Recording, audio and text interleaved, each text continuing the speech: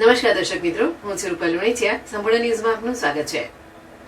ડીસાના બટાકાના વેપારી પાસેથી માલ લઈ કલોલના વેપારીએ ₹8.89 લાખનું પેમેન્ટ ન ચૂકવતા તે પેટે આપેલો ચેક રિટર્ન થતા ડીસાની એડિશનલ ચીફ જ્યુડિશિયલ મેજિસ્ટ્રેટ કોર્ટે કલોલના વેપારીને 1 વર્ષની કેદની સજા તથા ₹8.89 લાખ વળતર પેટે ચૂકવવાનો હુકમ કર્યો છે.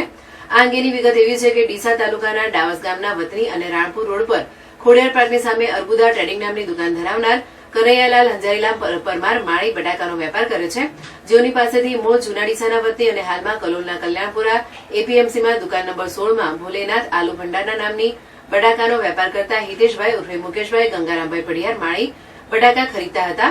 બંને વેપારીઓ એક જ સમાજના હોવાથી તેઓ વચ્ચે સારા વેપારી સંબંધો સ્થપાયા હતા અને માલના પૈસા સમયસર ચૂકવાતા હતા.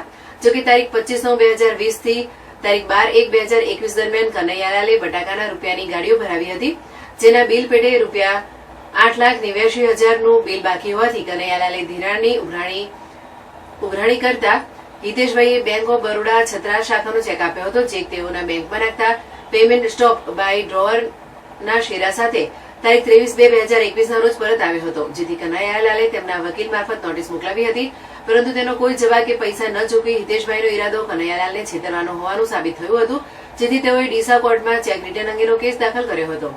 જે કેસ ચાલી જતા ડીસા કોર્ટના એડિશનલ ચીફ જ્યુડિશિયલ મેજિસ્ટ્રેટ યોગેશભાઈ એન પટેલે ફરિયાદી પક્ષના વકીલ પીસી સુદેશાની દલીલોને ગ્રાહ્ય રાખી હતી, તેમજ આરોપી હિતેશભાઈ ઉર્ફે મુકેશભાઈ ગંગારામભાઈ પડિયારને ધી નેગોશિયેબલ ઇન્સ્ટ્રુમેન્ટ એક્ટની કલમ 138ના ગુના માટે 1 વર્ષની સાદી કેદની સજા તેમજ હુકમની તારીખથી 30 દિવસમાં ફરિયાદીને ચેકની રકમ ચૂકી દેવાનો આદેશ કર્યો હતો. જો આરોપી ચેકની રકમ ન ચૂકવે તો વધુ 3 માસની સાદી કેદ ભોગવવાનો પણ હુકમ કર્યો હતો.